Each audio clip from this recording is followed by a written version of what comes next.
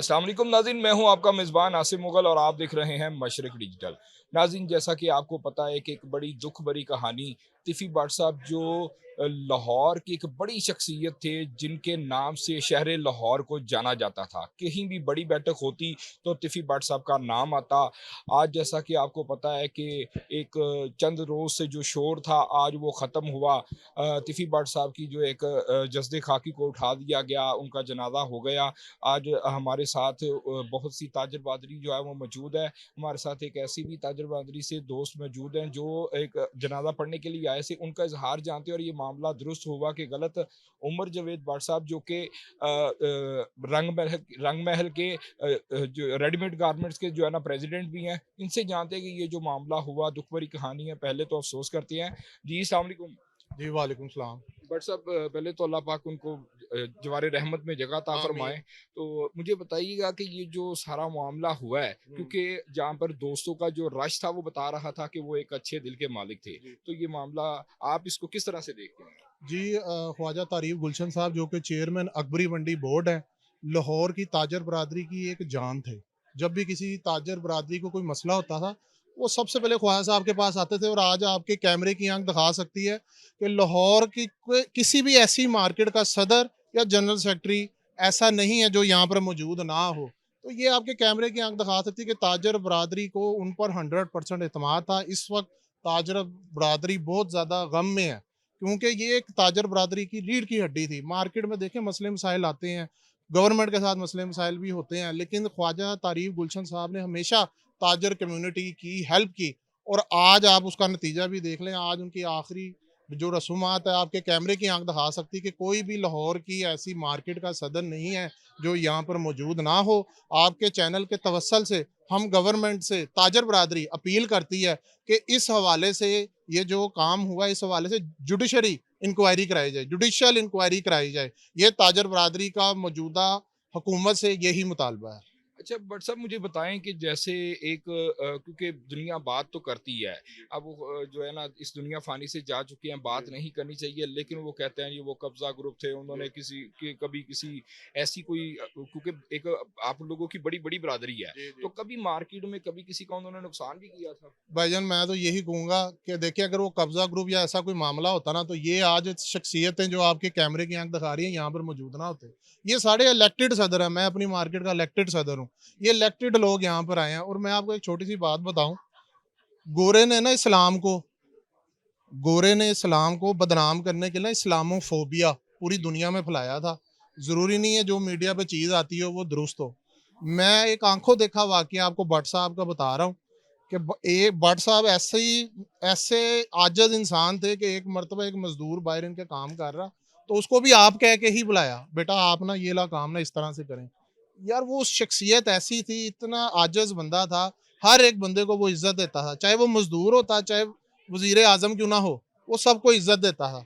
तो ये एक गलत उस की इमेज बनाई गई है और देखिए वो मार्केट के चेयरमैन हैं। जब ये वाक़या हुआ उनकी पूरी मार्केट बंद थी। मुझे आप बताएँ, कोई माफ़िया होता या कब्ज़ा ग्रुप बंदा होता, मार्केटें बंद हो कभी भी नहीं होंगी। कभी मार्केटें बंद हुई हैं, नहीं, कभी नहीं बंद हुई। अकबरी मंडी पूरी बंद थी, 100% बंद थी। जी। तो यहाँ पर जो ताजर बरादरी है, सख्त गम के अंदर है, गम-ओ-गुस्से में है और जो मौजूदा वक़्त की जो हुकूमत है, उनसे एक ही मुतालबा है, जुडिशरी इंक्वायरी कराई जाए इस हवाले से कि ये जो काम हुआ है। अच्छा, एक तो भट्ट साहब मुझे बताएँ कि 109 का उनके ऊपर इल्ज़ाम था कि जो जी, भी उनके ऊपर इल्ज़ाम जी, आयद हुआ था। जी, जी। तो आप क्या समझते हैं कि ये जो उनके ऊपर 302 जो डाली जा रही जी, थी, जी। क्या अब ये को उन उनमें कोई जी, इनका जी। कोई किरदार ऐसा था? जी। देखिए ना इल्ज़ाम आपने कहा, इल्ज़ाम तो साबित होना था, जी, जी। तो साबित तो करने देते। मौका कानून ही नहीं दिया ना। कानूनी तकाज़ों को तो पूरा किया ही नहीं नहीं गया। कानूनी तकाज़ों को पूरा नहीं किया गया। देखिए इल्ज़ाम यहाँ पर हर किसी पे लगते हैं, लेकिन उन इल्ज़ामात को साबित करना पड़ता है। आपसे आपके चैनल के तवज्जुह से इसलिए मैंने कहा है जुडिशरी इंक्वायरी।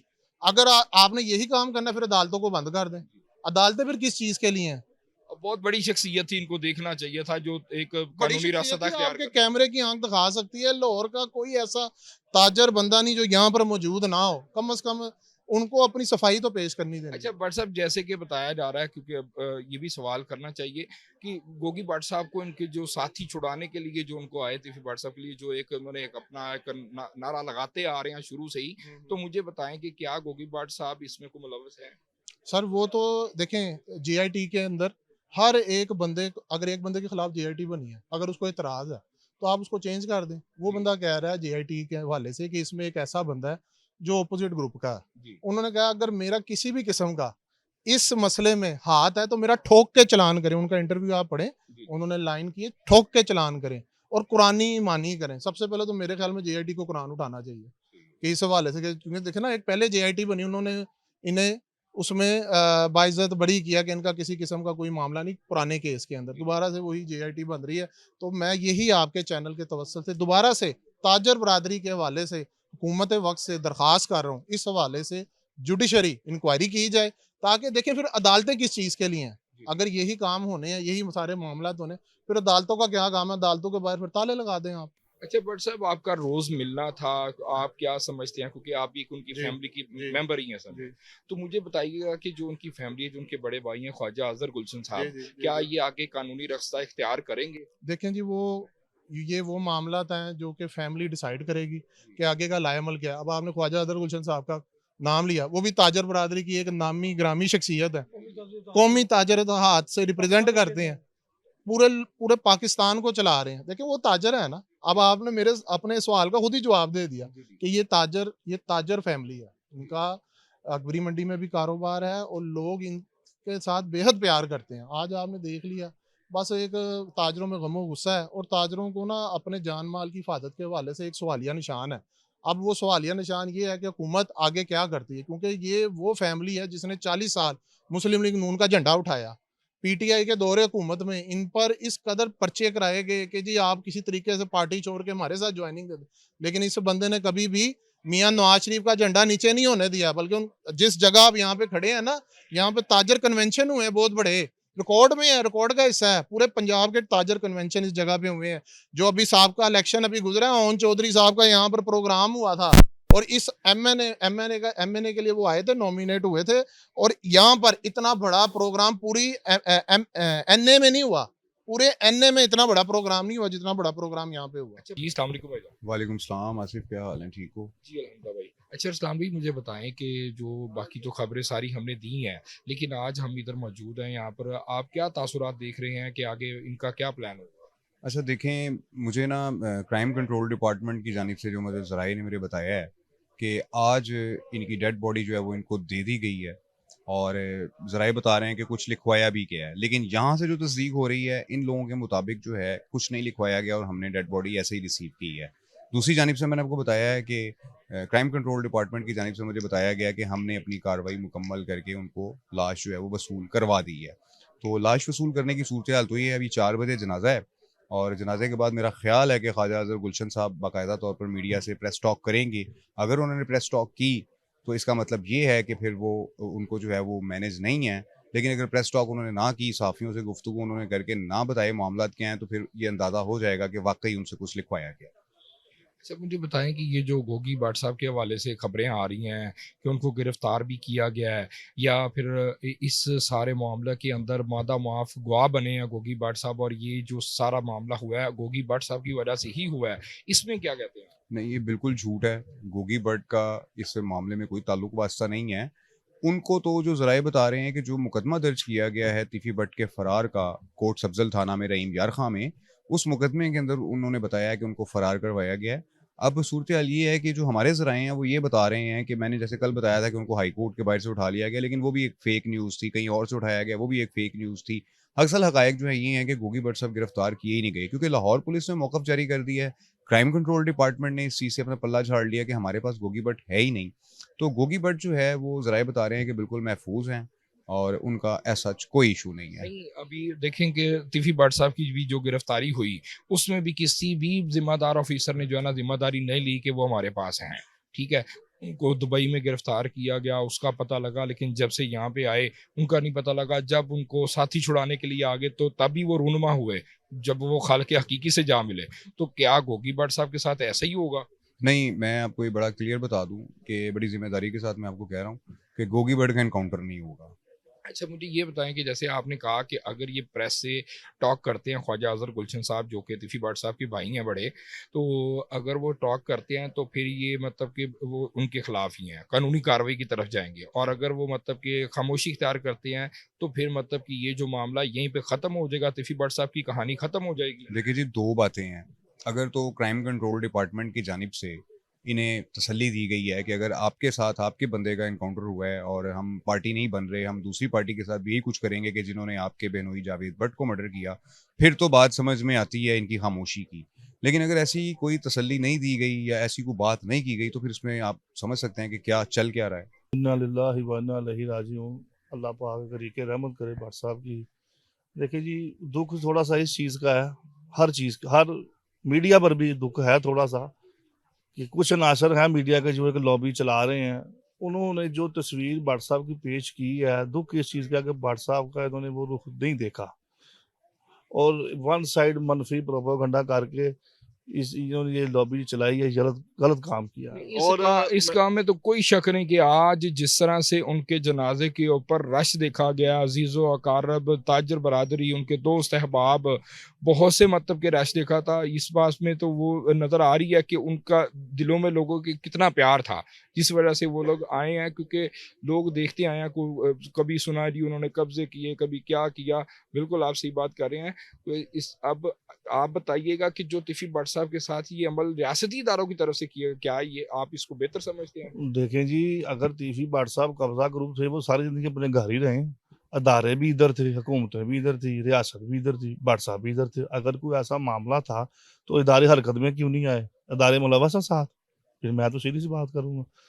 कहने का मकसद है कि एक इंसान के करैक्टर को आप जानते नहीं और उसकी करैक्टर असैसिनेशन करी जाए, तो ये गैर मुनासिब सी बात है। एक ख़ास लॉबी के लिए, एक ख़ास लॉबी के लिए ऐसा करना ना गैर मुनासिब है। और देखिए, पुलिस और सीसीडी इदारा बना है हमारी तहफ़्फ़ुज़ के लिए। अवाम और पुलिस 2 नहीं है। देखिए, ये हमारे अदारे हैं, हमें इन पे इत्मीनाद है। लेकिन अगर ये ऐसी हरकतें करेंगे, ये तो फिर हमें यरगमाल बना रहे हैं। इनसे ही फिर हम, अगर ये भी हमें यरगमाल बनाएँगे तो फिर अंग्रेज़ अच्छे थे। अच्छा, जैसा कि आपने बताया कि क्या ये लोग साथ मुलव्वस है, अगर उन्होंने कोई ऐसा गैर कानूनी अमल किया या करते थे, तो ये साथ मुलव्वस है। मुझे बताएं कि क्योंकि नून लीग के लिए तो उनकी बहुत सी खिदमात थी, तो आप क्या समझते हैं कि ये इस तरह का रुख क्यों तब्दील किया गया, उसकी क्या वजह थी? देखें जी, ये एक प्रेशर जो बिल्डअप किया गया ना कि फ़र्द वाहिद के लिए, कि जी जस्टिस उसको मिलना चाहिए, उसको ही मिलना चाहिए। मेरी फिर बात वही है कि ये कोई अनोखा कत्ल नहीं हुआ लाहौर शहर में, बल्कि पूरे पाकिस्तान में। काफ़ी माओ के लाल दुनिया से चले गए हैं, उनके भी छोटे-छोटे बच्चे थे, उनको तो जस्टिस दिलाने कोई नहीं आया। ये कोई मेरा ख़्याल अनोखा ही कत्ल है। अब मेरा ख़्याल सबको सुकून हो गया होगा। अच्छा, आप क्या समझते हैं कि ये जो सारा तरीका इख्तियार किया गया है कि ये रियासती अदारों की तरफ से था, या जो मुखालिफ पार्टी है उन्होंने कोई इसको मैनेज करके करवाया है? देखिए जी, मुखालफिन तो बुरा करते ही होते हैं। मैं तो हमेशा ये बात करता हूँ कि दुश्मन दुश्मन ही होता है, वो कभी आपका अच्छा नहीं सोचेगा, जो आपका दुश्मन है, चाहे वो कोई भी हो। और रही रियासत की बात, इस पे आप मेरे से ना ही कोई बात करें तो मुनासिब है। बाद में मैंने भी घर जाना है, आपकी मेहरबानी है। मेरे पे तो शफ़क़त क्या करें। कोई आप ऐसा कोई पैगाम देना चाहते हैं रियासती इदारों को, क्योंकि आगे अभी गोगी भट्ट साहब के हवाले से भी बड़ी सी अफवाहें आ रही हैं, क्या उनको भी साथी छुड़ाने के लिए आएंगे? देखिए जी, ये तो अल्लाह ही बेहतर जानता है क्या होगा। और रही भट्ट साहब की बात, अल्लाह निगहबान है, फिर अल्लाह तो फिर है ही है, चाहे जो मर्ज़ी, उससे बड़ी पावर तो कोई नहीं है। क्या रियासती इदारों को और गवर्नमेंट को कोई पैगाम देना चाहते हैं? सोचना चाहिए बस, बहरहाल कुछ सोचना चाहिए इनको। ताजरों में नहायत गुस्सा है। लाहौर की ताजर बरादरी का सरमाया आपने लूट लिया है। वो ख्वाजा अजहर गुलशन साहब ने बिल्कुल सही फरमाया है कि वेल डन मरियम और वेल डन मियां नवाज शरीफ साहब। देखिए ना, एक बंदे को आपने सफाई का मौका नहीं दिया, अदालत में पेश करते भाई वो गुनाहगार है, वो कह रहा है उधर से उन्होंने गारंटी ली है। सुने, दुबई में क्या हुआ है, डॉक्यूमेंटेशन हुई है पूरी। क्या हुआ है? डॉक्यूमेंटेशन हुई है पूरी। उधर उन्होंने कहा कि उन्होंने भट्ट साहब ने कहा था कि मुझे उधर जाके मारना दे, उन्होंने कहा जी हमारी गारंटी है। क्या किया? तो उनको पूरी तसल्ली दी गई थी कि ऐसा कुछ अगर नहीं वो लाया गया। देखिए ना, आप बात समझिए ना सर, ये कितना बड़ा धोखा है। होता। धोखा दिया गया। तो गवर्नमेंट कहाँ पे सोई हुई है? नवाज शरीफ के साथ है आज से नहीं, कई सालों से। तो ये अपने हमारे छुरा कौम दिया आपने। अच्छा, अब ये तो बहुत बड़ा नुकसान था ताजर बहुत बड़ा बरादरी का। नुकसान, अजीम आगे सरमाया थे। आगे आप गोगी भट्ट साहब का फ्यूचर क्या देख रहे हैं, क्या उनको भी साथी छुड़ाने के लिए भाई आएंगे? गोगी भट्ट साहब कोई किसी की छाती को नहीं छुड़ाने आ रहा।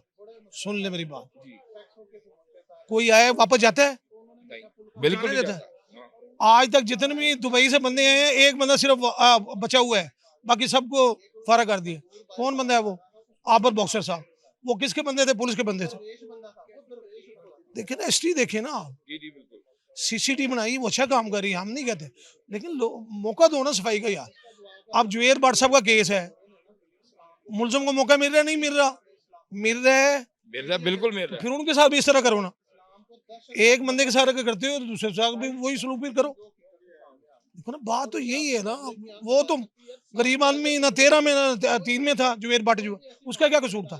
रिश्तेदारी थी उसकी बस। देखिए ना, गवर्नमेंट जो है ना, समझे बात को। हम किसी के खिलाफ नहीं, इदारों के खिलाफ नहीं है, लेकिन ये साजिश की गई है। ये साजिश कब हुई है आपको पता है? ये 10 दिन पहले ख्वाजा आजर गुलशन साहब ने बता दिया था। 5 बंदे एक तरफ हैं, 3 बंदे एक तरफ हैं। सारी गेम उन्होंने चलाई है, उन्होंने है। इत्मीनान में लिया है। आप क्या समझते हैं ये सारे मामले को मैनेज करके किया गया है? मैनेज हुआ है, आपको नजर नहीं आ रहा? इतना बड़ा बंदा है, उसको मुकाबले में ऐसे पार कर दे, कैसे हो सकता है?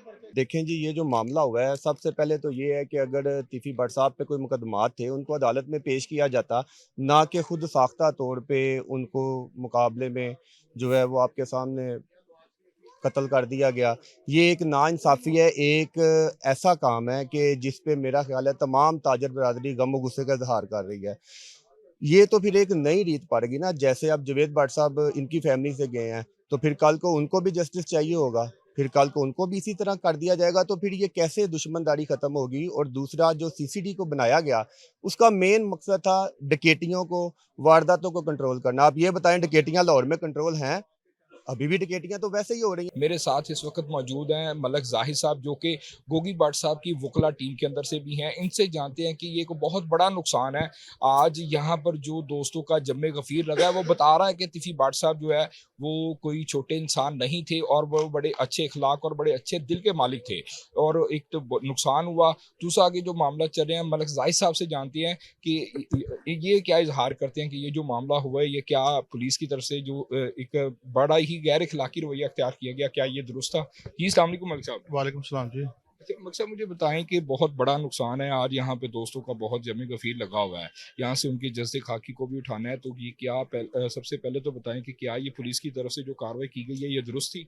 नहीं जी, बिल्कुल गलत थी। उसमें ये होना चाहिए था कि उन्हें कोर्ट में पेश करते। कोर्ट में पेश करने के बाद जो एक तरीकाकार था, कोर्ट में उनका रिमांड आता, उसके बाद फिर जो भी तरीकाकार था उसके मुताबिक हम लोग उसे फेस करना था हम लोगों ने। मगर ये साफ ज़ाहिर हो रहा है कि जी एक पार्टी जो सी है ना, उसे ही फेवर दी जा रही है। और उसमें हम लोग ये देख रहे हैं कि जी जुवेद भट्ट साहब का जो सा कत्ल है, ठीक है, तो उसके जितने भी मुलजमान हैं वो सारे गुनाहगार थे, पर उनकी बेल हो जाती है। जो हमारे भाई थे, जो वो भी इतने ही गुनाहगार थे जितने 109 में थे। अच्छा, इसका मतलब है कि पुलिस पार्टी की तरफ से या गवर्नमेंट की तरफ से एक दूसरी पार्टी को प्रॉपरली फेवर दी जा रही है? बिल्कुल फेवर दी जा रही है। सब ये तो साफ ज़ाहिर हो रहा है ना जनाब कि उनकी वो गुनाहगार होने के बावजूद भी उनकी बेल हो रही है, और हमारा जो सा वो यानी कि इनकाउंटर कर दिया जाता है। तो उसके बाद बाकी रहा कि गोगी भट्ट साहब वाली बात, ये तो सबको पता है, जितनी भी रोड की मार्केट है सब ने ये बात कही है, और गोगी भट्ट साहब ने खुद भी कई दफ़ा इस बात का इजहार किया कि जनाब कि टोटली तौर पे मैं बेगुनाह हूँ, ठीक है। और हम लोगों ने जो जीआईटी है उस पर भी हम लोगों ने अदम इत्मीनान किया हुआ था कि, तो उसमें सबको पता कि जीआईटी के अंदर उसी फैमिली के मेंबर हैं जिन लोगों ने हमारे साथ ये इनकाउंटर किया है। अच्छा, जो अभी जो साथियों को छुड़ाने वाली जो बात है, उसमें जो गोगी भट्ट साहब का नाम आ रहा है, उसके हवाले से आप क्या कहेंगे? वो देखिए जी, सीडीआर आ जाएगी, उसकी लोकेशन आ जाएगी, सबको पता लग जाएगा कि सीडीआर कौन सी जगह की थी, लोकेशन कौन सी जगह थी, और सबको पता है कि भट्ट साहब उस टाइम लाहौर में थे, ठीक है। तो ये तो सेम एक कहानी बनती आ रही है जब से ये अपना बनी है। तो उस टाइम से एक ही कहानी दोहराई जा रही है कि जनाब दोस्त आए थे, अपना उनके साथी आए थे, छुड़ा के ले गए। तो वो तो एक अंडर प्रेशर किया जाता है उस एफआईआर के अंदर, जो मुद्दई होते हैं उन्हें वो इसलिए अंडर प्रेशर कर दिया जाता है कि वो उस केस की पैरवी ना करें। अच्छा, मुझे बताएं कि अभी गोगी भट्ट साहब की गिरफ्तारी के हवाले से भी खबरें आ रही हैं, उनका क्या, उनकी भी गिरफ्तारी हो गई है? अभी तक ये मुतज़ाद खबरें हैं, बाकी ये अल्लाह ताला को बेहतर पता है, हम लोग इस पर कभी कमेंट्स नहीं करेंगे। क्योंकि उनके ऊपर अब दूसरा मुकदमा भी दर्ज कर दिया गया, उनको साथियों को जो नहीं, हम लोग छुड़वाने फेस वाली। करेंगे, हम लोग अदालतों में फेस करेंगे इस चीज़ को, मगर हमारे साथ ये ज्यादती नहीं ना होना चाहिए जो कल हमारे साथ ये ज्यादती हुई है। कोई ऐसा पैगाम कोई आप जो कोई हुकूमत को या ये जो रियासती अदारे कर रहे हैं उनके हवाले से कोई ऐसा पैगाम कि वो उनकी जरा को उनको नजर आए और वो कानूनी रास्ता इख्तियार करें? कानूनी रास्ता तो यही है जनाब, ये सीसीडी एक ही कहानी बार बार दोहरा रही है, तो उसके बाद हुकूमत चेंज होगी, ठीक है। एफआईए में ये जैसी फाइल हर केस की बन जाती है, तो उसके बाद जितने भी इन केसों के मुद्दई हैं वो अपना अपना केस उसे फेस करेंगे, तो इनके लिए इंशाल्लाह ताला कानून सबके लिए बराबर है, तो ये लोग भी इंशाल्लाह ताला कानून के दायरे में आएंगे। जी नाज़रीन, आपने मलक ज़ाहिद साहब की गुफ्तगू सुनी जो कि गोगी भट्ट साहब की वकला टीम में से हैं, और उन्होंने कहा है कि हम अपना जो कानूनी रास्ता है वो इख्तियार करेंगे भी, अगर ये गवर्नमेंट या ये रियासत हमारा साथ नहीं देती तो इनके बाद भी जो आना है वो, क्योंकि एक फ़ाइल बन जाती है, उसके बाद हम कानूनी रास्ता देखेंगे और उन लोगों को भी जो है ना वो कानून का सामना करना पड़ेगा।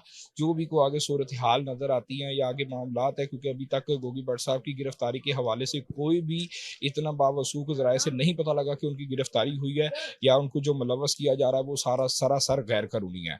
जो भी को आगे अपडेट मिलेगी हम उससे भी आपको आगाह करेंगे। इसके साथ ही हमें दीजिए इजाज़त और आप देखते रहें मशरिक डिजिटल।